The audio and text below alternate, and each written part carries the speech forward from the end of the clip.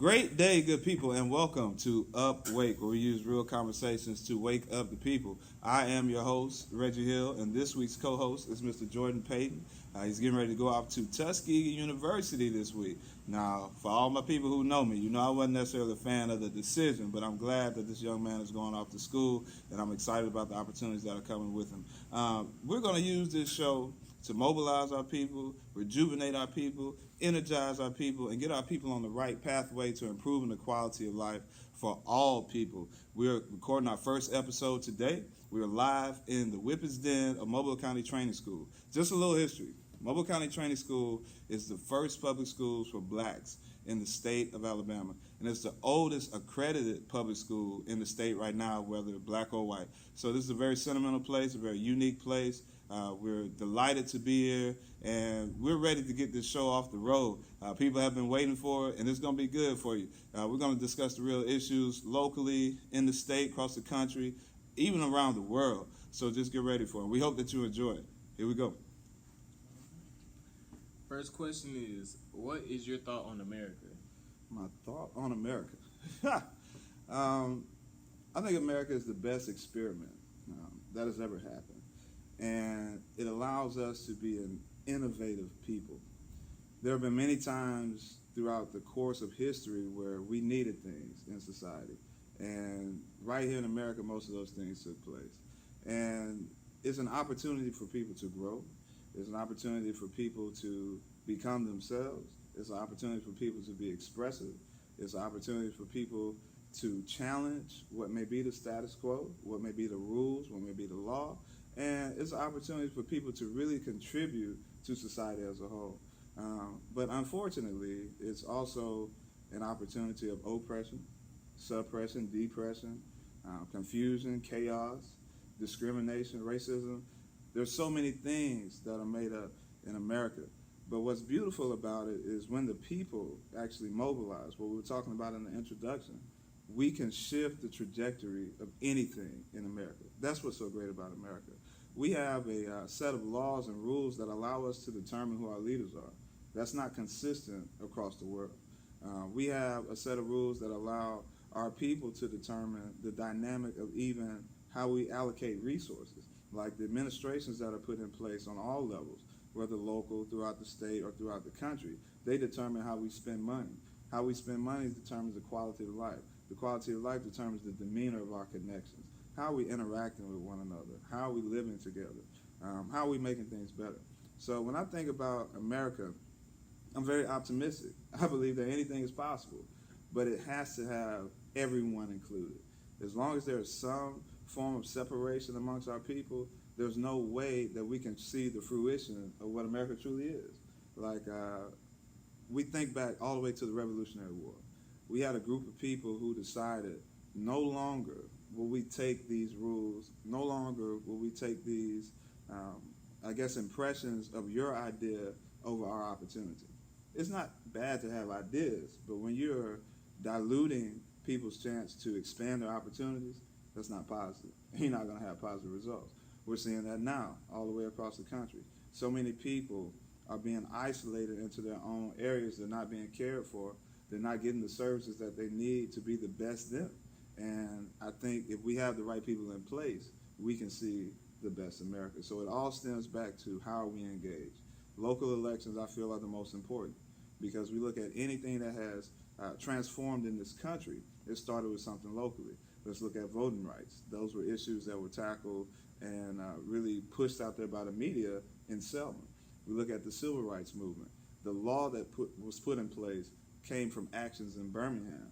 You know, we look at the first missile in the world came out of Huntsville. We look at the last legal lynching and the last slaves to be brought into the country right here in Mobile.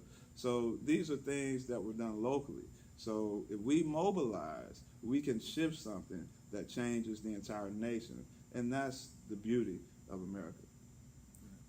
Okay, well, you had said something about how money, like, basically you said money determines how you live and how you live determines how you act, right? So for people who live in poverty, mostly they are black, right? And then what, like, is that like a strategy for the government to keep us down so that we can't come up? Well, I won't say that most of them are black people who live in poverty, but I will say there are people of color. And I won't necessarily say that it's a strategy. I would just say it's something that we have allowed over time. Again, let's go back to that piece about who we put in the seat. Whoever is in the seat of power, they control the decisions that impact all people. Just like you may elect somebody to represent you in your council district, but how they vote impacts your entire city. You may elect somebody to represent you in the U.S. House of Representatives, but how they vote impacts the entire country. So it's not that some strategy is in place to prevent us from getting to a place of prosperity and pulling us away from poverty. It's the idea that we're not engaged enough to ensure that our values and ideals are represented by the people who represent us. So I would be wrong to say that people intentionally attempt to destroy our quality of life when I'm the one who determines who gets in the seat. So it's also a part of me to blame. And if I'm looking away from politics and looking away from actually being engaged in the civic process, then I'm preventing myself from even seeing the things that I may complain about at the barbershop or at the backyard at the church, all the stuff that's making me mad if I'm not doing my part. Just like today, I was at the school board meeting. I'm the only citizen who's not affiliated with the school system sitting in there. And these are the decisions. They're spending millions of dollars per meeting impacting the quality of life and the quality of education of our children, and also represent our educators who are professionals and they're depending on their salaries to survive. So it's things like this that we're not engaged in, and we wonder why our schools are in the shape that they're in. So it's the same way with city council meetings. You've attended several with me recently, and you know how we're usually the only ones who don't work for the city that are in there unless you're getting some recognition. Right. And then when you get your recognition, you leave. Yeah. So it's not like you're actually there to be engaged with what's going on. And that's when we should be most attentive. That's when we should be most engaged. We should be saying, what are we spending our dollars on? What are you voting for and supporting? So to pin it on leaders who I feel are actually out here trying to do good things, that would be unfair. It's a matter of us actually waking up, you know, and that's what the whole point of this is, and saying, hey, I've got to get engaged. Just one last point. Just like you going off to college, you're fortunate to know the importance of being engaged in this, but most people your age are saying, I'm not going to involve myself in politics. I don't have no reason to do that. I don't have nothing to do with me. But you got to put gas in your car. You got to buy groceries. You got to pay tuition. You got taxes on all these things that you do. And all of this has to do with politics. Somebody in a political position is determining these rules. So I think it's more weight that's actually on us than just the people in the position. Because even when they get there, they work for the people. Right. Okay, now I noticed that in the meeting that just went on, they were talking about all this time, like they say, being patient and stuff. But what's keeping the government from, like, why is it taking so long? And is that making us kind of violent because we see nothing being done? That's a great question. A lot of things take a long time because of one simple word: priority. It's just like in our everyday lives. We might get a text message and read it and don't respond, and then somebody else texts us maybe 2-3 minutes later, we read it and we do respond. Is where we put in our priorities. So the people who are elected in a position of power, they have priorities as well. We see on the federal level, which would be a good example because it happens on the state and local level as well, but so you can get a full spectrum of it. If we have different entities and lobbyists, what they're normally called, who are funneling resources to help your campaign, extend your political office, put something on the back end in your pocket, whatever the case may be, you're going to put your priority with them. Right. And so if we aren't contributing, meaning like we're not voting, we're not coming to the meetings, we're not participating, then they're going to put us on the back burner because they know that we're going to be an ineffective piece of what we want to do. So, however, if I have a company that's going to give me $5, $10, $20, $100,000, then hey, I'm going to be trying to do what they want me to do so I can still be in good graces with them, and then I'll be able to receive additional support as my time in office continues. So to say something at the extent why it takes so long and they tell us to be patient is because they've allowed that word to become something that we allow. they've allowed their word to become something that we allow. And so I wanted to say it again so people can get it. And so they can tell us be patient and say things are on the way, like they'll put it on an agenda. They'll say, okay, well, we approve this, but it take 1, 2, 3, 4, 5 years before you go and do it. Well, they know that we've become so complacent with the term patience that we would rather fuss at each other and be mad at each other about something than going and holding the people in position of power accountable for what it was that they just promised us. So it again, goes back to this idea of where our level of engagement is. We have to be engaged. We take time on social media to share some of the craziest stuff. I mean, some of the craziest stuff we take time to share. But something that would impact everybody in some aspect, we scroll past it, So these are the things, and that's what I'm wanting this show to be able to do, so we can get directly to the point of what's happening, and people can just have something ignite in their brain and say, hey, I'm going to get engaged. So we have to be the ones who persuade, urge, and encourage our leaders to move on the things that we need to happen. Okay, well, you know how I did that project on Martin Luther King? Mm-hmm. When I was looking it up, it was basically saying he was encouraging people to not be violent. So how come every time something happens we riot, but if Martin Luther King was still alive, he would say not to do that? And what's your thoughts on Martin Luther King? Well, I think we riot because as a people, we're naturally rebellious, okay? And if you feel you've talked to something for so long, just take like a fight in your school, Usually the kids have been talking and exchanging comments, rhetoric, all this kind of stuff. And then it gets to the point where you don't want to talk anymore, so you get violent. Yeah. And so the same thing happens in this perspective of what we've seen with various riots that have happened all across the country for generations. Before either of us were even born, this kind of stuff was happening. And it's simply because you lose that idea of patience. It's like that point when the patience doesn't fit well with the community. Yeah. But instead of taking the approach which they think would require more patience by actually getting engaged, they result to something that they think would be immediate. That's been unfortunate, throughout the course of time as well. We would rather have something in a microwave process than actually the extent of time that it would take to prepare something full course. What does that mean?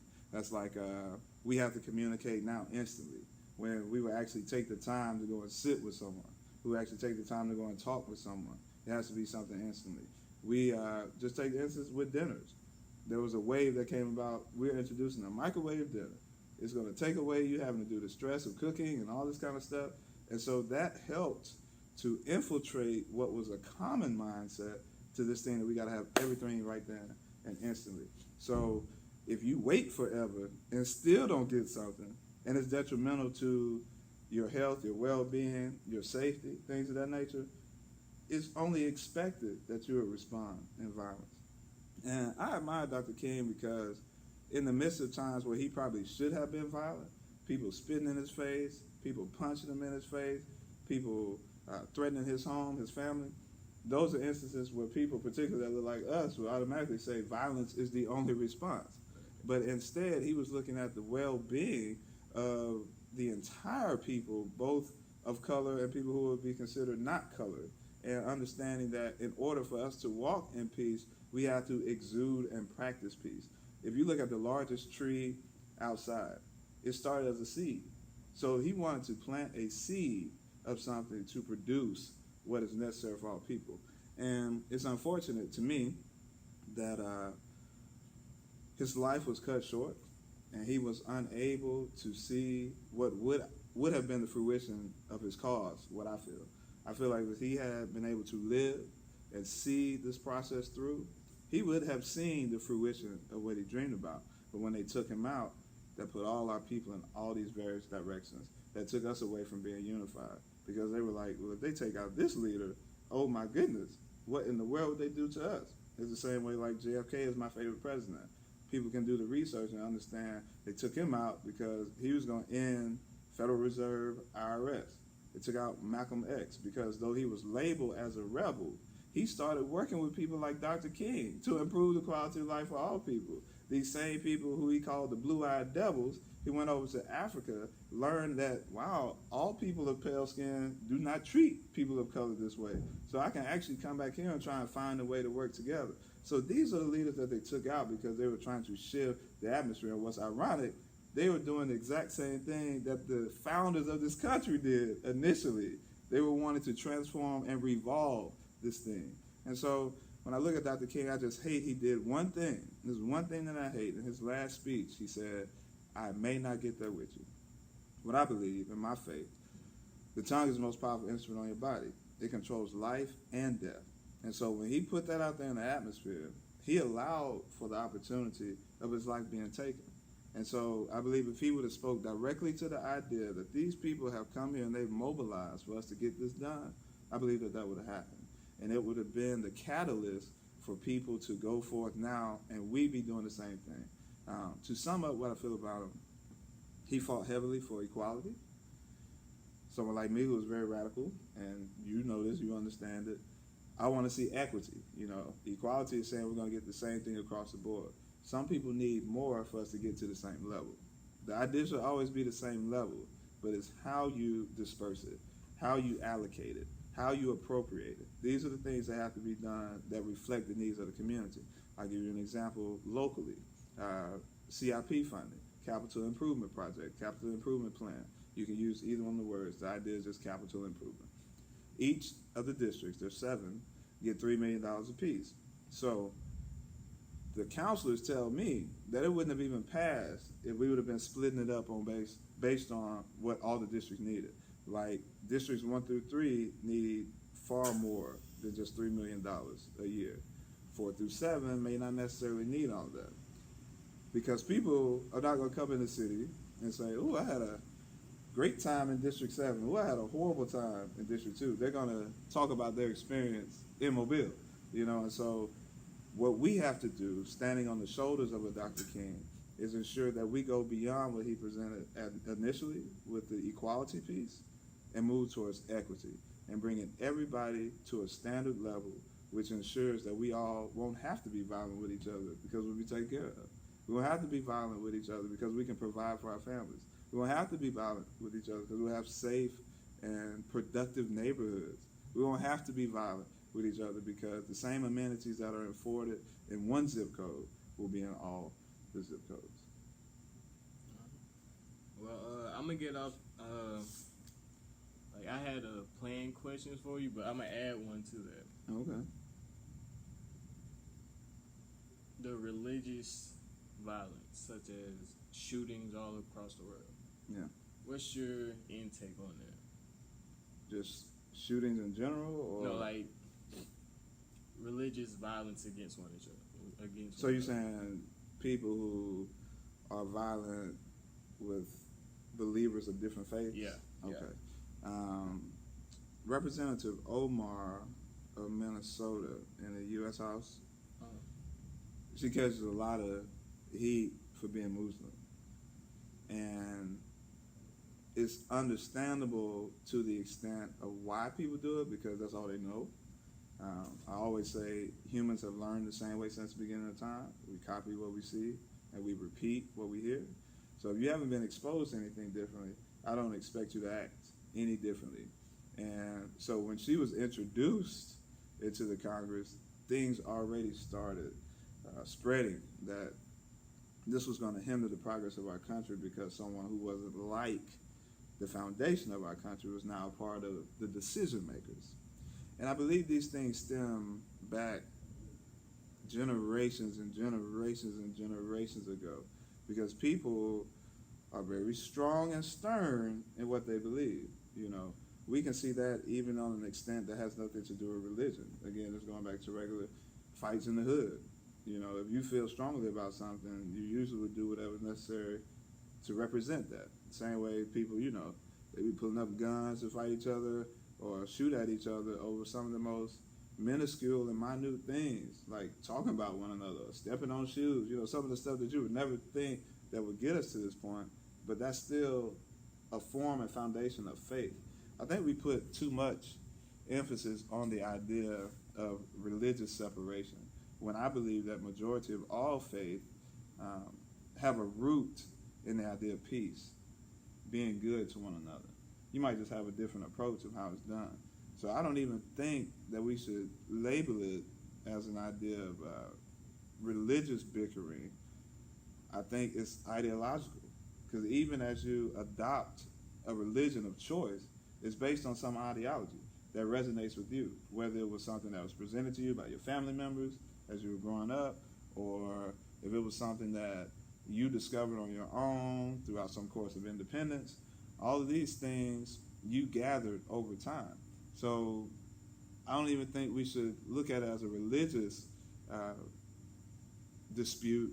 We should look at it more of an ideological difference. And because of that, that's where we see so much chaos and fury and just hatred, really. Just flat out hatred for one another. We instead of us looking at America, like your first question, which is, I feel, one of the greatest places on earth because of democracy, instead of us learning how to agree to disagree or look at our differences and find some way to meet a consensus where it's sufficient for everybody represented, we would rather present this idea of hatred for someone because they don't think like we do. And so I think that's the piece that's most unfortunate. Not the idea of a religion against a religion, but just the idea that we steer away from love to promote and advocate hate, and we use something like religion to make the excuse for it. Well, what's your intake on division in America? Division in America is based on geographics, because you can go to another part of the country and you have people who talk totally different, and that's one of the beautiful things, about America too. Though we are Americans, we're different in different aspects. We also divided because of economics. Okay, you have certain people who have great salaries, certain people who have no salaries at all. And I believe the reason why things become divided is because we get in certain positions and forget either where we were or that someone else is less fortunate. That's the whole idea of how a division is created. Because we have people who move up and get amazing salaries. People who move up become famous. People who move up and get all these great positions of power. And then they forget where they were before they were able to move up to that. Then we also have individuals who started at a place, and then when they saw something, they just paid no attention to it. They neglected to recognize it. Like, one of the main reasons why JFK is my favorite president is because when he took office, he didn't care anything about black people, I feel. But when he started seeing those videos of things happening throughout the country, how we were being brutalized, beaten, killed even, he started moving and shifting his agenda to represent the least of these. And so that's what I mean. It's not that everybody just understands, but when you do, we have more people who do understand that do nothing. So that's why there's so much division. If our leaders cannot come together to make decisions, how do you expect the followers to come together and do anything? If our leaders can't come together to make decisions, we have a bill passed in the U.S. House of Representatives. We can't even get a vote in the Senate because the Senate leader does not want to do it. And that's something in a dispute between himself and the leader of the House. So how can we expect us to be unified when the leadership, again, can't even make decisions together? So this is what it all boils down to. We have to mobilize, and we have to put people in positions of power who are going to unify all people. And when we do that, then we will be able to see unity amongst our communities. It all stems back to the civic engagement process, because that's this country. Now, in other places, we probably would have to be the example, because they don't have the rules even set up, the laws even set up like that. But for this place, it's about the people mobilizing and putting somebody in position of power that is going to work towards unity through policy, through economics, and through the general improvement of the quality of life of all citizens that are represented. When we get people like that in position of power, we'll see unity in our communities. Well, so my next question, hold on, let me pull it up real quick. Okay. That's that technology. That's why. Yeah. Yes, it did. Okay. So we talked about all this division and stuff like that, right? Mm-hmm. So pretty much, let's talk about the shootings that have happened in America lately. Okay. Do you think division plays a big part in that? Or is it like basically what people grew up and seen throughout the years? These shootings. I think these shootings stem from fear. And it's as simple as that. Fear. We only even carry weapons, whether you're in the military or on your front porch, because of some form of fear. Okay? I look at the idea of the first murder that ever took place. There was a rock that was used. There was not a weapon as far as like some machinery or something that man put together. This was a rock. So even in using the idea of guns and shootings, I don't think it has anything to do with the physical, but more so the mental and the spiritual. So the mind and the heart is where our minds and hearts. And if both of those elements of your life are filled with fear, then this is the only way that you're going to respond. Let's look at the Second Amendment. The Second Amendment was designed when our leaders pulled away from democracy. You have the right to mobilize the people and use arms to replace the leadership. Now, you may not catch that, but to replace the leadership. So, replacing the leadership using arms usually involves some shooting. That's when it was okay, because that's what the Constitution says. We're not supposed to be using guns to protect ourselves from each other. Why would I want to protect myself from someone who's supposed to be called the same thing I am? So the first thing we have to do is educate our people on why we're even supposed to have these weapons. They have to understand the purpose of having them. Then we need to create these opportunities through putting the right people in position of power so that the quality of life is at a level so that people won't have to respond in violence. People won't have to react with hostility, which stems right back to what we just got through talking about, hatred. It's as simple as that, hatred. So when I look at these mass shootings, you know, my deepest sympathies are out to the families and those who are impacted by this. But we've got to put sensible laws in place. It's necessary. And what I mean by that is this. If we know that you have a history of being violent, you might not need to own a weapon. If we know that you have a history of some form of medication that alters the way you make decisions, you might not need to own a weapon. We hear a lot about mental health. Now, we're going to have to talk about the mental health piece on another episode, because I believe with mental health, it's simply the idea that someone expresses themselves in a certain way, and because we can't identify it, we label it as something, and then we start putting these toxins into people's bodies, and that's why they become mentally ill. But we're going to have all the time to discuss that today. We'll get back to it. If we put sensible laws in place, we can prevent a lot of things. The Republicans are trying to spin this narrative now that one of the shooters previously, or both of them, passed the background check. So we would have had background laws in place. What would have made the difference? Well, if the government has laws in place, minimum backgrounds, you need to have laws of identifying people when they are using social media outlets and anything else. If you are surveilling, or you have surveillance rather, on all Americans, no one in the world can tell me that they didn't know these people, and anyone else who's done a mass shooting didn't give some sign that they were going to do it. And so we're putting all this emphasis in so many other arenas, we have to have laws in place that when we identify something like that, we can question that. We can look into the specifics of that.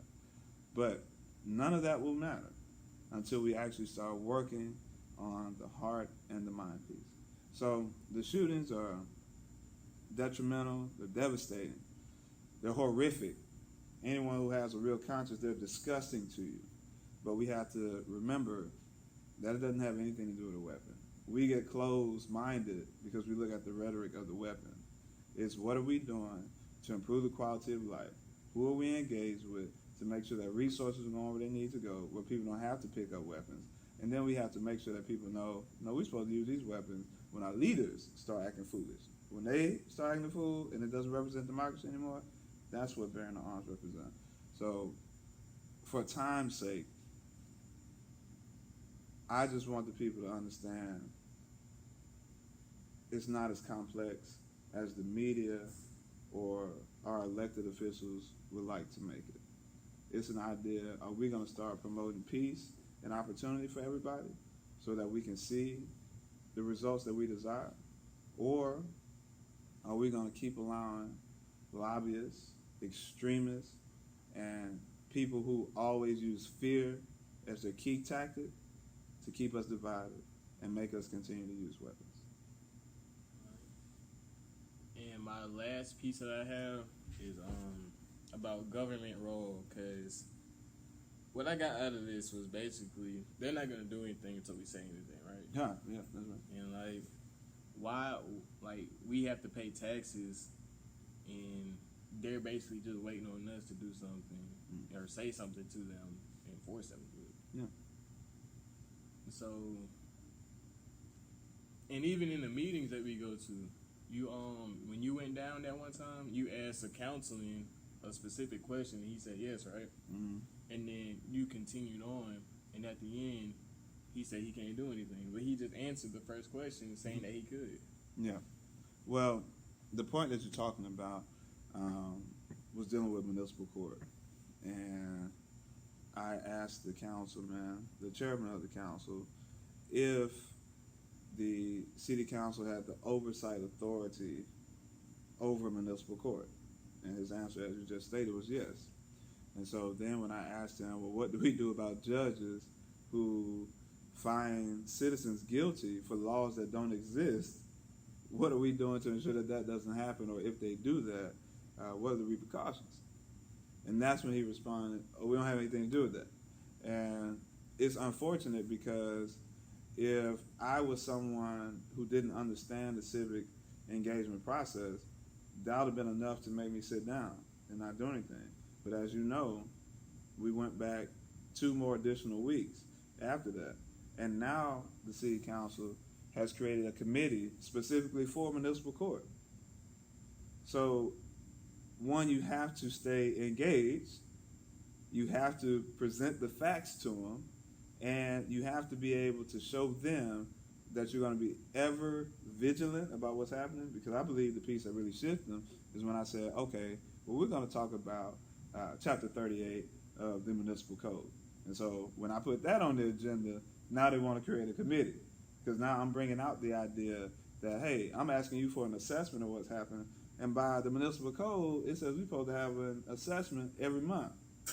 Each of y'all have been on this dais collectively about 6 years, and we haven't received the first assessment.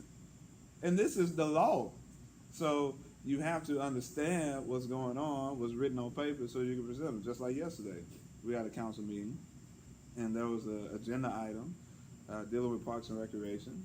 It was about, $200,000 to do some surveys and stuff, and the people had no idea what was really going on, because the package, which lets you know about the contract and what are the stipulations, the memorandum of understanding called the MOU, there were really no details in it.